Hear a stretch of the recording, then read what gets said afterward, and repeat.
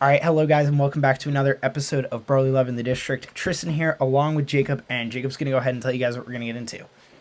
Yeah, so this week it was unfortunately a bye for Washington, so we're only going to be talking about the Eagles matchup that already happened, and we're obviously going to be talking about the upcoming matchups for each of our teams. Going on into hockey, just going to be keep chugging along, talking about how our teams are doing, and talking about a milestone a player just reached. And then finally in baseball, a few anecdotes about some signings that have happened since we last recorded, so let's get right into it. And I don't think we really need to say a certain player hits a milestone. At this point, I think we know who it is. It's Ovi, but we'll get to that one eventually. We'll start it off in the NFL like we always do, and the Eagles absolutely rock the Giants 48-22. Really a 48 to 14 game, and they just got a garbage time touchdown at the end of the game. So really a 48 to 15 game or 14 game where they scored, but either way, still a domination. Eagles played lights out altogether. This is a game where I didn't expect the Eagles to kill the Giants. I expected them to beat them and maybe by at most like 10, but I saw a shirt as soon as the game ended and it said Massacre at the Meadowlands, trying to go back to the Monday Night Massacre, just trying to get those alliteration words going. But either way, I mean, Jalen Hurts played great. All the wide receivers played great. I talked about this on our weekly predictions. Devontae Smith should have gotten killed on that second touchdown pass that Jalen Hurts threw. Julian Love was coming across the top, and if Jalen Hurts would have roped it, it wouldn't have been as dangerous. But if this game was being played back in 2013, Devontae Smith, that's the type of hit that I fear for Devontae Smith when he got drafted, is those big hits that where if that was Cam Chancellor, he's out. His career is over. That's basically what it boils down to. So that was a little bit scary, but overall, I mean, 200-plus yard receivers in Devontae Smith and A.J. Brown. A.J. Brown and Miles Sanders eclipsed the 1,000-yard mark, both for the first time at their position since 2014. Do you know who the two players to reach 1,000 were in 2014 for the Eagles? Running back and wide receiver.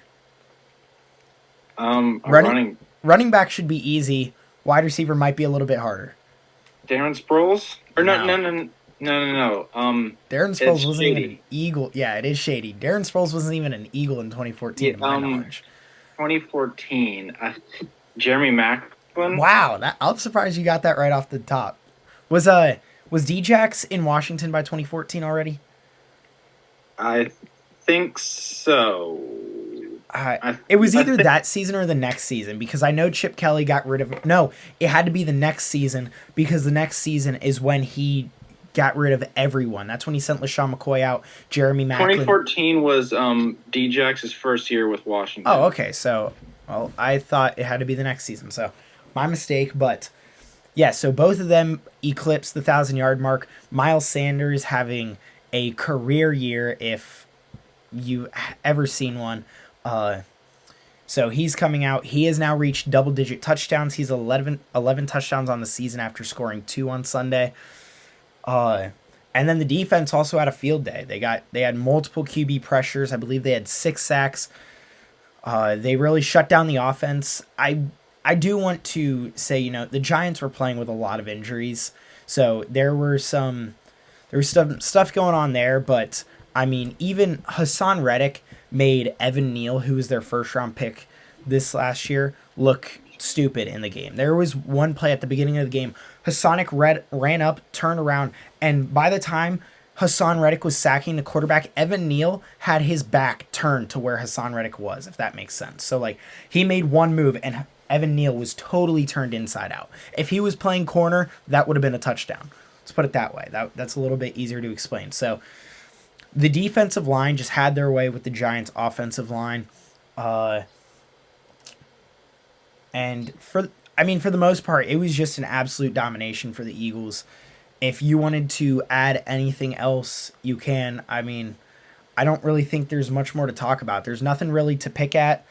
overall the offense played well, offensive line held up well, and the defense did their job.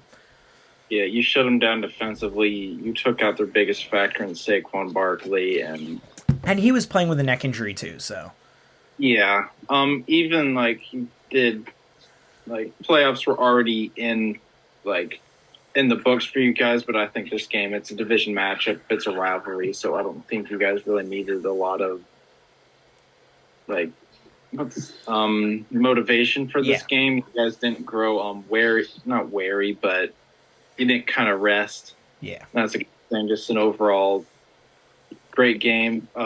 It showed that offense again is two pronged because you had a decent pass, air attack, and run game. So good game for the. They're the only team to have two games with 450 yards or more in a row. They did it against Green Bay and the Titans. They almost did it against the Giants. They were 12 yards short. They almost did it a third time, which obviously still would have been the only team in the NFL in history to do that. And, I mean, the offense was clicking, but the other thing I wanted to bring up was you mentioned, it's not fleeing my mind, but obviously the rivalry, that helps. The Giants and the Eagles are a good rivalry and a big one at that. So that always brings a little bit more physicality to them. But obviously locking in the playoffs at this point in time is huge for the team. And the mention of, the two-pronged offense, they had a pretty balanced offense this game. They weren't too pass-heavy, but at the same time, they weren't too run-heavy. And they really showed that they want to pass the ball. This is where we see them being a pass offense. And I remember we were having this debate earlier in the season when the season started where you're trying to tell me that they're running offense. And I was saying, no, they want to pass. Most of these weeks, they knew. So the Giants are one of the worst run defenses in the league, and the Eagles still came out of the gate passing. They know that they want to be a passing team. Like over 200 yards of rushing, though. So it wasn't like you were favoring one's offense. Like I said, this game, they were pretty balanced altogether. I mean, they had 438 yards, and they used both the rushing attack and the passing attack. Like I said, A.J. Brown and Devontae Smith both had 100 yards, and then Miles Sanders, he didn't break 100 yards, but he did eclipse 1,000 yards on the season, which means he had at least 70, if I remember correctly from... Miles Sanders had 144 yards this game. Oh, did he? Yeah, Jalen Hurts didn't eclipse 100. I thought that was from... I heard them talking about that, but I thought that was from the week before, so... No, he had 17 Oh, you know what? That's what I'm doing. I'm mixing up my weeks. Against the Titans, A.J. Brown and Devontae Smith had 100-yard games, and Miles Sanders didn't break 100. In this game, Miles Sanders broke 100, and A.J. Brown and Devontae Smith didn't break 100. So I totally, confused my games. Either way, they all showed out, and A.J. Brown, 4 catches, 70 yards. Devontae Smith, 5 for 64, both of them with a touchdown. And Jalen Hurts was just placing balls perfectly the entire game. He's really grown in his passing ability, and you see it, and his comfortability in the pocket. The one thing I did want to say, because I don't think I have anything else to mention. I can't. Oh, actually, now I remember. You said how they didn't really rest. And that's the one thing I did want to mention is you saw a lot during the beginning of the season when they were coming out of games and just blowing the doors off of teams at the beginning of the game. They'd slow down in the back half, but they haven't done that in the past couple of games. They didn't do it against the Packers. They didn't do it against the Titans. They didn't do it against the Giants. Now, against the Packers, they never got more than a 2-score lead, and it was never really comfortable because after they'd get that 2-score lead, the Packers would score immediately after. But like I said, the Titans and the Giants, they didn't slow down in either of those games either. Huge pieces for the team because in the playoffs, you're not going to be able to slow down. You're playing a lot harder teams come the playoffs.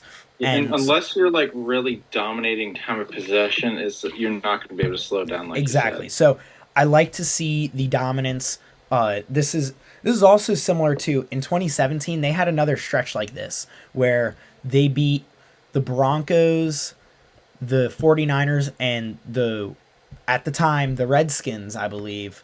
They had 30 plus points in all those games. I want to say between those three games they had 128 total points in those games, and in these three they have 123 total points. So there are similarities between this season and the 2017 season, which obviously is good to see if you're an Eagles fan, but not everything in history repeats uh, in the shadow. So it might not be perfect, but obviously as long as we win a Super Bowl, we'll be happy. And obviously the likes of that are still a little iffy, but Yeah. the thing I wanted to mention is after this game, did you see what Micah Parsons said about Jalen Hurts?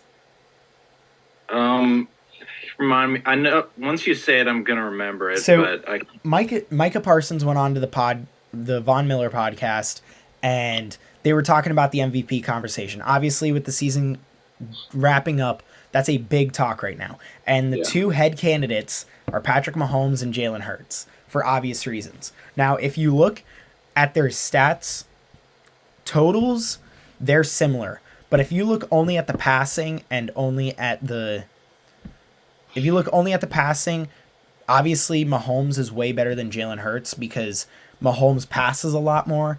We run the ball a bit more. They don't have the run game But that you guys. yeah, exactly. They don't have the run game like we do. But I mean, total yards, they are similar altogether. Similar touchdowns, similar yards. Jalen Hurts has a better completion percentage with a lot less passing attempts. So I don't know how you would take that, but they're similar in their numbers. But Micah Parsons came out on that podcast and he goes, I don't think Jalen Hurts is an MVP. He's not playing like an MVP, and if he were to be taken out of that offense, then that offense would still produce, and that he's just kind of a piece that's there, not really one that's one of the most valuable. But you can kind of make a similar argument for the Chiefs and other systems, but I don't agree. I don't agree with the fact that he said, "Oh, he's not playing like an MVP." I think he is, but I do think a decent amount of quarterbacks would succeed in that system. But I was just about to say Jalen Hurts is in it. Here's my opinion on that. I think he is playing at an MVP level because he has jumped so high. And you saw last season. Obviously, last season they didn't have all the weapons they do now. But they still had Dallas Goedert. They still had Devontae Smith. They still had the best offensive line in football. They still had Miles Sanders. Like, they still had good pieces on offense. It's not like they couldn't have produced. They definitely still could have produced. But the jump that he made from last season to this season in his decision making, his playing ability, his passes, everything has been so much crisper and has made the game easier for everyone else. So I think he is playing like an MVP, but at the same time, like you said, I think you put a quarterback in this offense, I think a lot of quarterbacks would succeed, but the thing it's not a big detraction from what Hurts is doing though.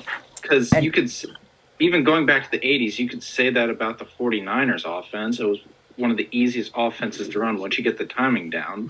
And I also think I think Jalen Hurts' running ability also makes a big threat, and I think that helps his MVP argument a little bit more. But what I think ultimately would give Patrick Mahomes the MVP in my book, I mean, I think Jalen Hurts is just as deserving, but when you look at it side by side, if you take Patrick Mahomes out of the Chiefs offense, I don't think the Chiefs are as good as they are. I think you can, now don't get me wrong, Jalen Hurts playing at an MVP level, I hope he wins, but Patrick Mahomes is just such a magic man and such a playmaker that if you were to take him out of the offense, you're losing half of your offense just right there. I mean, did you see play last week where he was running to the sideline and he was being chased down by essentially the entire Broncos defense. And Jerick McKinnon just ran 5 yards up the sideline. And as he's running, he's to the side and just flicks it to Jerick Yeah. McKinnon and touchdown. Like, he just has such a big playmaking ability, and I think that gives the slight edge to Patrick Mahomes. Yeah, and I think part of it's a popularity contest, and at this I agree point, too.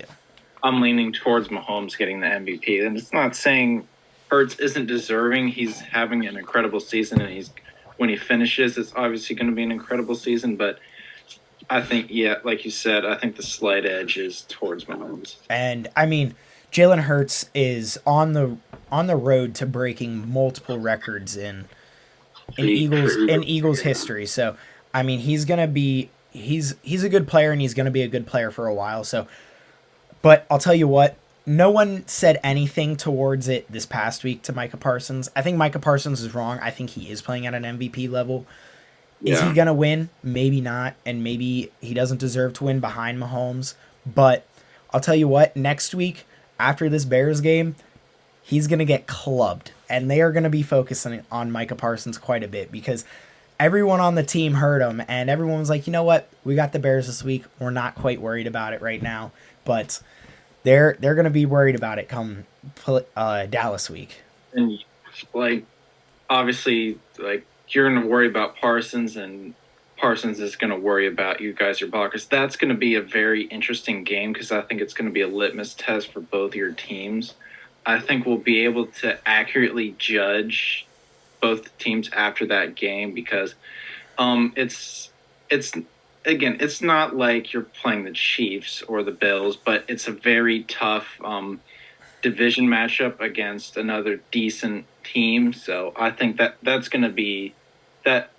I'm already skipping ahead, but that's going to be my game of the week for when that happens. That's going to be one of the biggest matchups that we're going to be seeing the entire year, considering what time in the year it's at, and obviously the records going into the game. Yeah. So that's going to be a big matchup. I don't want to get too far ahead there. And another thing is, I just want to mention this real quick is, I'm just excited because if the Eagles come out and they do pummel the Cowboys in that game, everyone. I don't think you'll pummel them, but it'll be. No, but just the only reason I'm saying that is because when they played earlier in the season, the Eagles did pummel the Cowboys.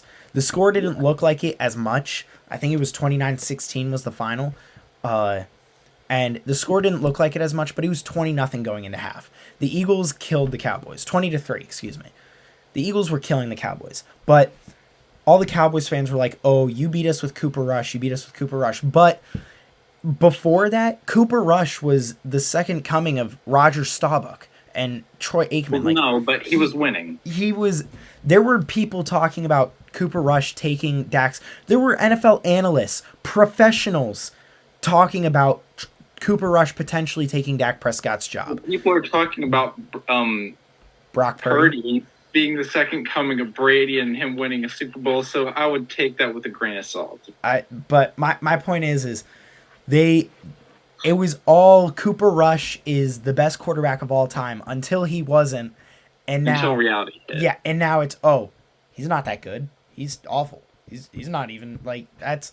So I just want to see. I'm just ready for. I hope the Eagles win just for the fact that they can say, guess what? Now we beat you with your franchise quarterback because he's not really that good either. Spoiler alert.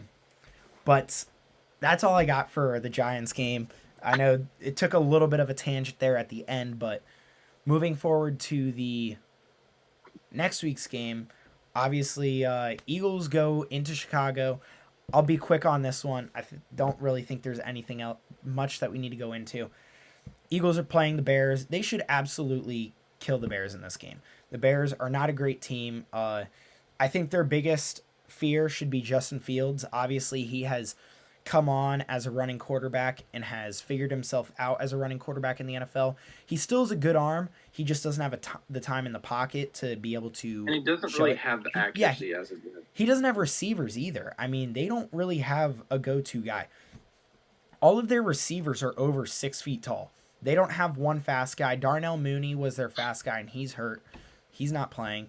Their offensive line is absolutely dreadful. They don't have Khalil Herbert. They still have David Montgomery, but he's not really their head back anymore. So Justin Fields is obviously the biggest weapon on their offense, and it's going to be tough for the D line to contain him. And that's the only reason I think this could be a semi-tough game for the Eagles. I said this last week, and you gave me a look like I had four heads, but Well, yeah. and I don't mean tough. I don't mean tough like they're gonna be in the game and that there's a chance they're gonna win. I mean tough like they're gonna have some big plays, and you're gonna be like at the maybe at the beginning of the I game. don't think that necessarily dictates a tough game. It doesn't. I think they could have big running plays, but they're not going to get like they don't really have the ability to score like Yeah, that. they don't have the offensive firepower. They have been scoring a lot more recently though, but I don't think they have the offensive firepower to ultimately overcome what I would deem, and I think a lot of people would deem, one of the best defenses in the league right now. The The Eagles, yeah, the yeah. the Darius Slay and James Bradbury are the only corner duo in NFL history with at least 12 pass breakups and 3 interceptions from both of them. So they're playing out of their minds right now. Uh, the defensive line is so deep, it's ridiculous right at the moment because the adding of Linval Joseph and Ndamukong Suh and then bringing Jordan Davis back, that was huge. So their D line depth is insane. Josh Sweat has been developing so well recently, and he has such good speed off the edge that if you don't get a good jump as a tackle off the line, you're not stopping him, and he will be in the backfield in the blink of an eye. And then moving over to offense, their defense, again, not great. Their run defense isn't great. Their secondary is definitely the stronger point there, but that's not even that good either. They have It's not that great. Jaquan Brisker at safety, and I think they still have Eddie. Oh, what's his name? Eddie. Jackson. Yes, thank you, Eddie Jackson. I believe they still have Eddie Jackson. So they have two good safeties. They have one of the corners from Washington. He played across from Trent McDuffie, and they were two of the higher touted corners coming into the draft this season. Yeah, I don't know. I don't know college football, so Yeah, that's all. I'm gonna look him. I'm gonna look him up right now because I don't remember him off the top of my head. But they have he's a decent rookie corner. He was a first round draft pick. So he played across from Trent McDuffie. He played quite well. I want to say it's Kyler Gordon, I believe is the guy. Yeah, Kyler Gordon. That was the other guy that they got. So he is trying to see. It doesn't tell me his draft pick here. I want to see if they had his draft pick and if I got that right. But him and Trent McDuffie were two of the top 4 corners in the draft this season. So they're high on him, and he is starting Jaquan Brisker. They have a young secondary. Not a great one still, but it's young. And listen to this name. At the end of the day, this is a game you should win undoubtedly, and I believe they're 9-point favorites. Yeah, like as you should be. Anything other than a like over 14-point lead, I think is not unacceptable, but a level below that. So, and I mean, it should be an easy win. Yeah, it should be an easy win, and my key for an easy win is simply containing Justin Fields. You don't have to. My key is showing up. Yeah, that would be That's a pretty good one. I mean, you don't have to shut him down. Obviously, he's going to get some big runs. He's a playmaker, but as long as you can contain him for the most part, you'll win easily. Look at what Washington did. We limited it, and he showed that he has major flaws.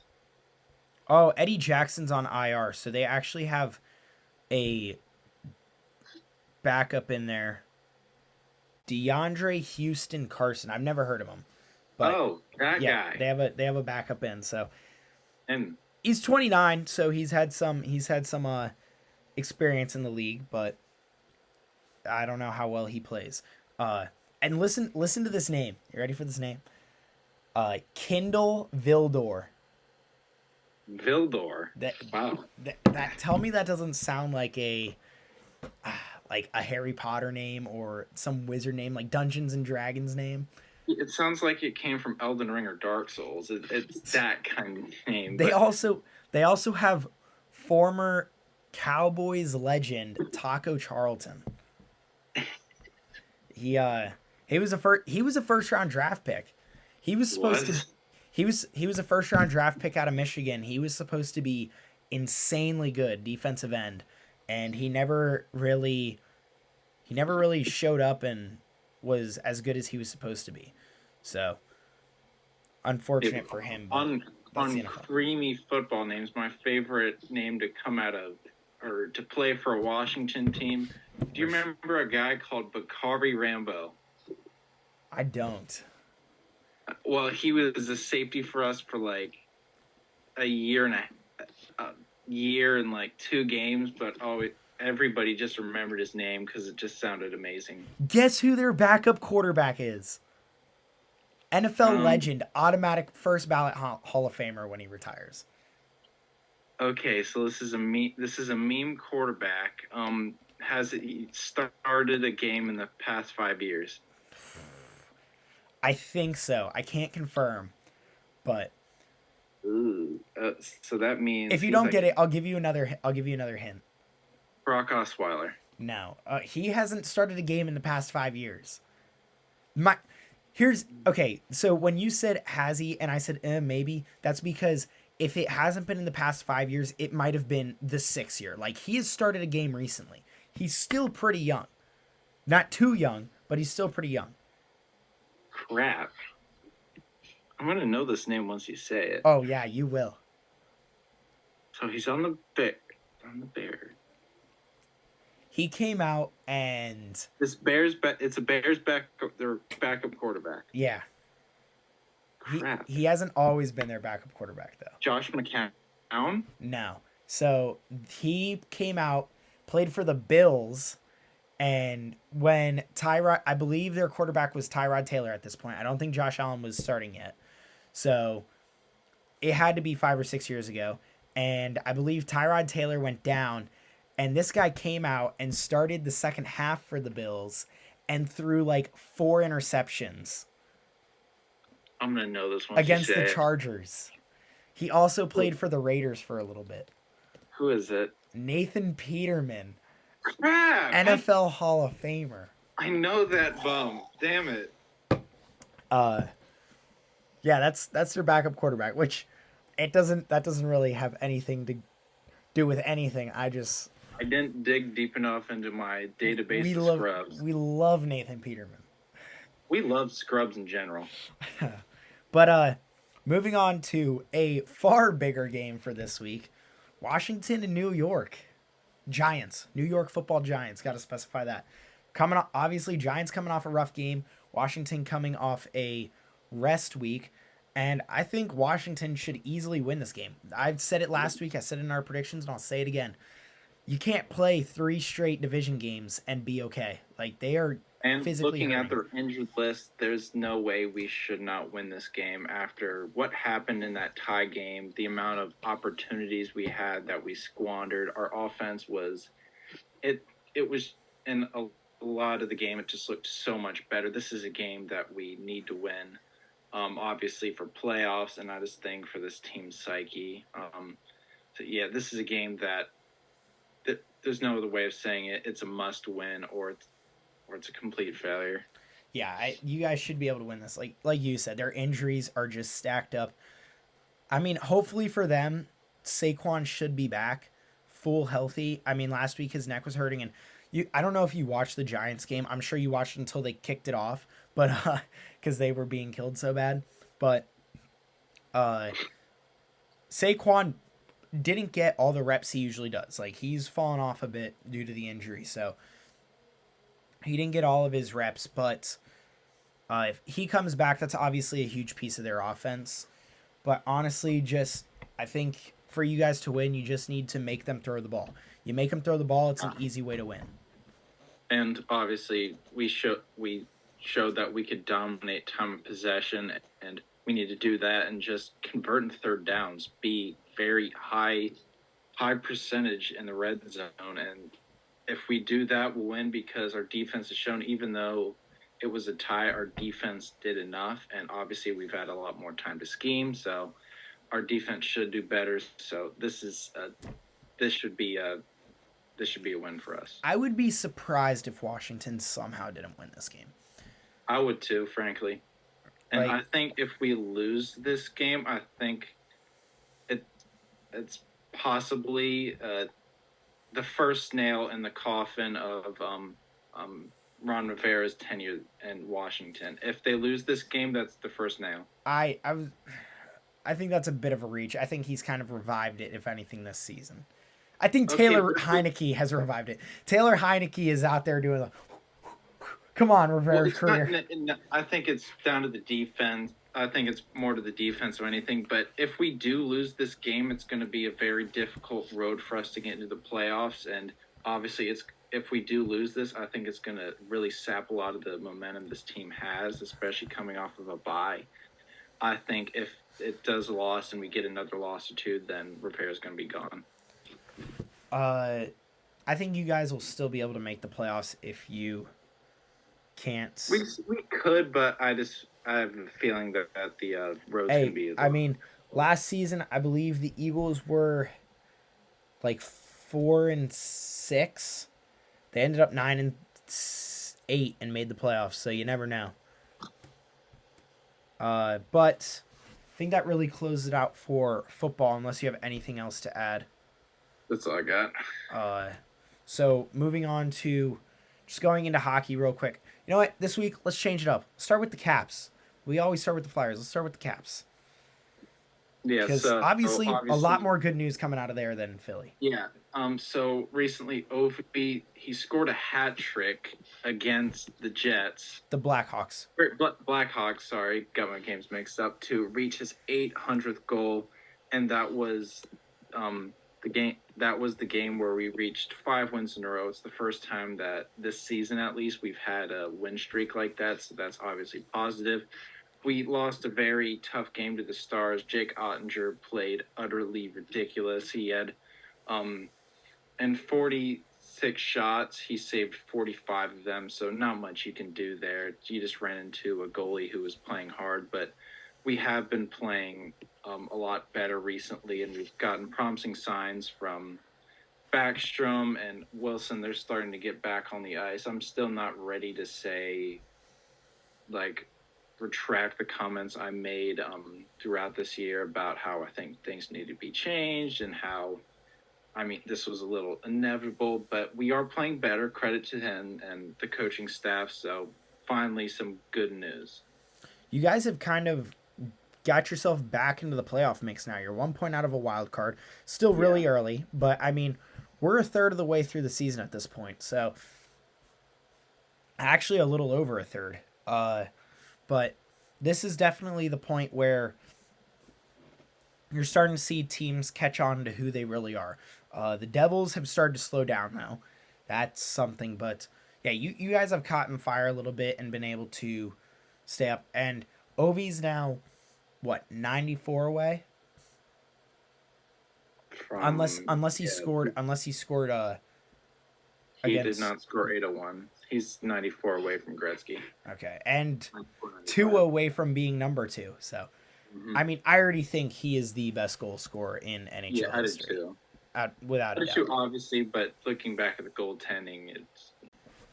I saw this video, and this isn't to take anything away from Ovi because Ovi's playing in a way different game from Gretzky anyway, and just the way he's had to score. Gretzky put it on the ice and it was a goal, but Ovi has to locate the puck a little bit more. But this isn't to take away anything from Ovi. This is kind of just a general topic that I thought was interesting because they make a good point. This is a guy who plays goalie, doesn't play professionally. It's just some guy I found who was talking on the internet, and he said he makes a point about how the game is changing and everyone wants the game to be higher scoring. We love to see goals. That's what brings in ratings and reviews and gets the NHL popular is goals and entertaining hockey. But so all these sticks that we're making now are, different materials and just any way for them to get more flex, to get more power behind their shot and just blaze it by a goalie. But at the same time, they're also taking goalie gear and shrinking it down more and more and more every season and trying to limit what they can use. So then that kind of puts goalies in the tough situation where everyone wants them to have, 930 save percentages, 920 save percentages, but you keep on taking away their ability to make that save because you're making everything smaller. So they're kind of stuck in the middle, which I think is an interesting point. I kind of agree with him there, but at the same time, I mean, it is a changing game. I understand that to a point, but I don't entirely agree because if you still compare the goalie gear from today's era back to the 80s, the goalie pads are significantly bigger. Goalie techniques have improved tenfold. Yeah, For I agree. example, Goalies are in the also 80s, changing like themselves. the butterfly just didn't exist. And goalies, obviously sports science recovery is at its peak that it's ever been. So we just understand more about that. Understand the point that he's making, but I do think there is a counterpoint that you can make that goalies that they're the best they're ever been still, and it's still very possible to stop the shots. I I just thought that was an And they interesting have point. they have a lot more access to film. I thought that was an interesting point to bring up Yeah, because, and I mean, good talk. I don't think film is as effective in hockey and baseball, and It it gets some tendencies down it, but it you gets still some obviously have to tendencies, watch but where the puck goes. But I think it gets down like those little tendencies, the little ticks that you can look for on a player. yeah, I don't think film is as helpful in gameplay as much as it is in football. In hockey as much as it is in football. Football film is everything. I mean, if you don't watch film, you're not going to succeed. And even in baseball, it's pretty helpful. I think it's helpful in any sport. Yeah. When you were younger, what did your coaches always tell you to do when you were playing your sport? Go home and watch it. Watch the professionals do it. Because just Hmm. watching film and watching people do it who are better than you helps you get better. I can say, from what I've done, playing, I now play hockey, and just watching people has given me moves that I have added for myself to try to use to make me better. So I mean, Yeah. it watching film is Same everything. thing. The same thing was for me in wrestling, like watching your collegiate guys, and then obviously in the Olympics, you see like how naturally they move, and you kind of it gives a very helpful insight to see that versus just seeing another high schooler. Yeah. So I think film helps a lot more with Yeah, the player aspect in hockey, in my opinion. it still has its place, but understand your point that it's not as big as it is in a baseball or a football. Uh, but going over to the Flyers, what's new? Flyers are losing. They are the second Shocker. worst team in the Eastern Conference. But honestly, again, I've been saying this every week. It's what you It's not expected. bad. I mean, it's Yeah. the normally. I'll tell you what is different though. Normally in the NHL, it's whoever can get to 4 goals. Having something above, having somewhere between a 3 and a 4 goals per game average for a team is pretty normal in the NHL nowadays. It's usually whoever can get to 4 is going to win the game for the most part, whereas the Flyers are in a race to 2. If you scored 2 goals on the Flyers, you're going to win. Yeah, And because you don't have that discernible or go-to goal scoring yeah, option. exactly. They don't You haven't had that for since you can Simone Gagne, really. yeah, but he was only like really prevalent for what like And 3 years. he was the last 40 goal scorer I believe we've had. Yeah, Claude Giroux never. I mean, Claude Claude Giroux was more a Giroux, playmaker than a sniper. but and he was on the team with them. But Claude Giroux has never played with somebody who scored 40 goals on the Flyers. Yeah, he Cam never had the help. Atkinson did it with the Blue Jackets, but he never did it with the Flyers. Uh but speaking of Cam Atkinson, he should be back any day. I feel like I've been saying this for like 3 weeks, but he Yeah. should be back any day. But I've said the same thing for Chase Young, so I understand where you're yeah, coming from.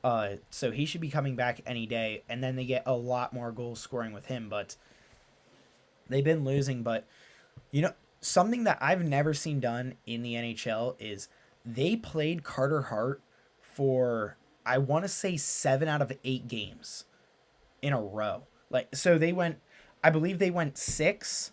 They gave him a break, and then they gave him the game last night. I believe he didn't play against. Oh, who didn't he play against? I need to look it up now because I can't remember it off the top of my head. But they beat the Devils yesterday 2-1, and Before that, you lost to the Avs. You it was the lost to the Avs. Coyotes. Felix Yeah, Sandstrom played against the Avs. To and you mine, also lost to the Golden Knights and the Yotes.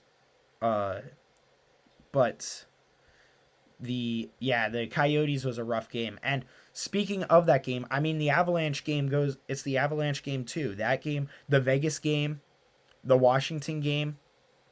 All these games fall under the same thing. So they've been playing. I don't know if it's a factor from this, but they haven't had a 2-day break since November 27th and 28th.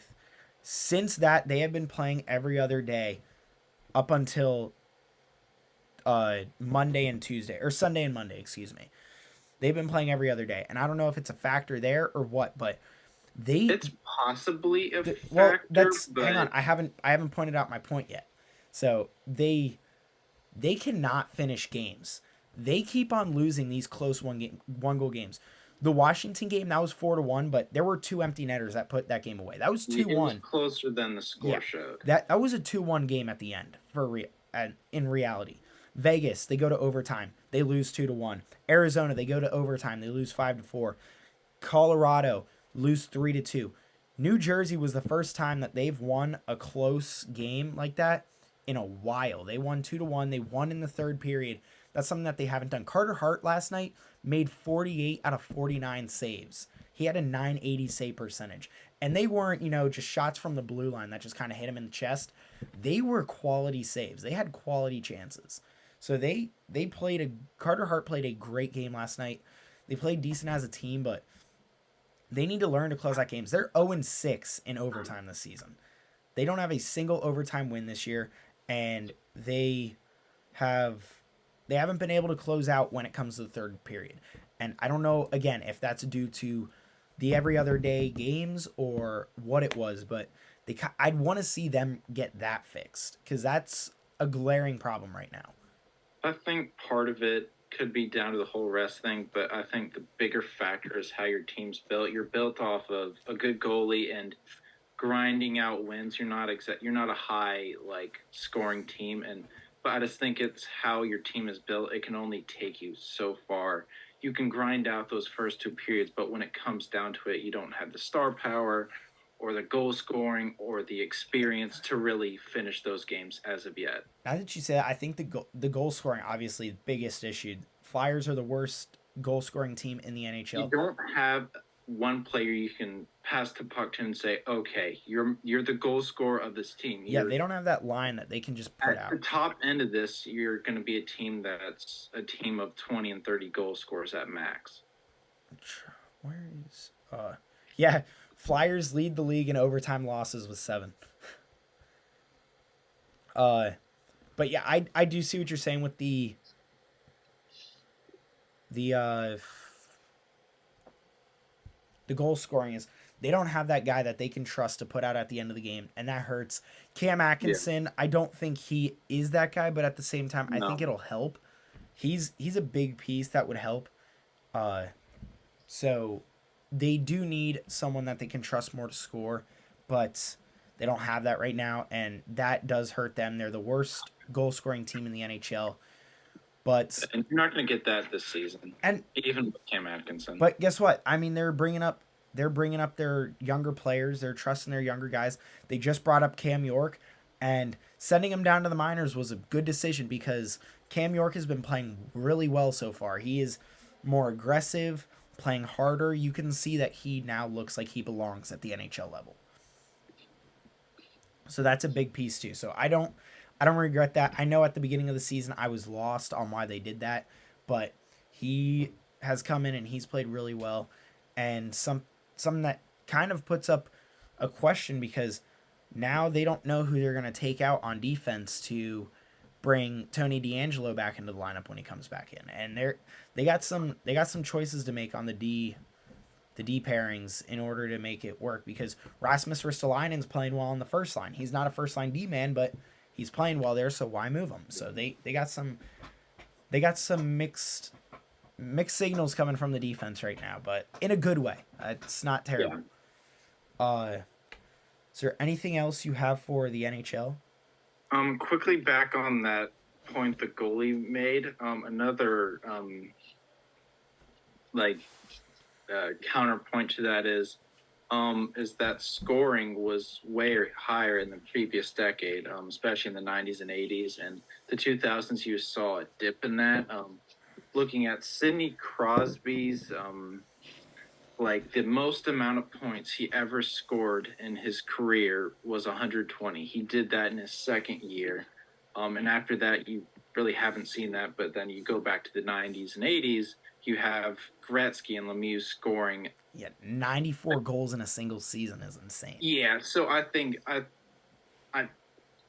maybe they're trying to even things out more than they are trying to encourage one thing over the other. I could see that, because I mean, dude, don't get me wrong, I also love good goaltending. I love watching. I do too, and you can't have either one get the advantage. You can't have a goalie with humongous pads and the only gaps are like 2 inches big, and you can't have your skaters with like insane curves on their sticks or anything like that. Yeah. And you can't have them shooting the puck like 130 somehow with bendable sticks or anything like that. Yeah, but I believe that closes it off for the NHL. Before we go on, I just wanted to mention to you guys Bomberger, local food truck here in Loudoun County. Really good. They're actually closed. I believe they're closed up for the year, but they'll be coming out next year, and I believe they're going to be waiting towards... I'm not exactly sure when they're opening back up, but they're closing down for the winter and getting ready for next year. So they're out right now, but if you guys want to see when they do come back, follow them on Instagram, Facebook at Bomberger Food Truck. They post all their stuff there. They make really good burgers. Younger guys working hard trying to make something work for them. So you guys should really go check them out. I really do like their food. So if you guys get a chance, Bomberger Food Truck. Just closing it out, I think we only have really one other big signing that happened, and that's Carlos Correa going to the Giants. This isn't Washington or Philly news, but Carlos Correa, arguably one of the best shortstops since he's come into the league, 28 years old, signs a 13-year deal with the Giants for north of $300 million. So another guy getting big money, and I'd say he's kind of guy who deserves it. He plays well. Yeah. And another signing is Carlos Rondon agreed to a 6-year deal with the Yankees. Oh, so I saw that too. Yeah, that appears to solve their rotation problems. The only thing they have left is the bats outside of Judge.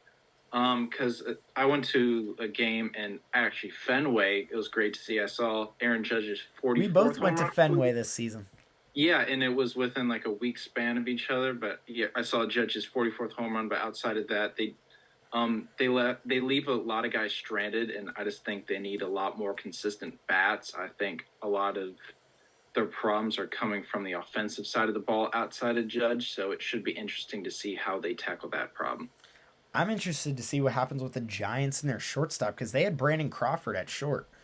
So maybe they move... And he kind of fell off this season. He probably will play like maybe second. Yeah. Yeah, I think he still has a decent arm. He'll be able to play second. So I'll be interested to see that. Yeah. But that's another big signing. But other than that, kind of slow in the MLB now. So for the most part, that's going to how we're end off this week.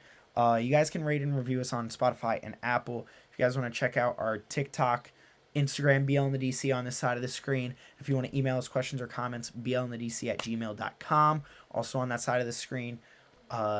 We post these every week, and we also post NFL weekly predictions on our YouTube at Brother Love in the District. So if you guys want to go check that out, subscribe to that, look that up.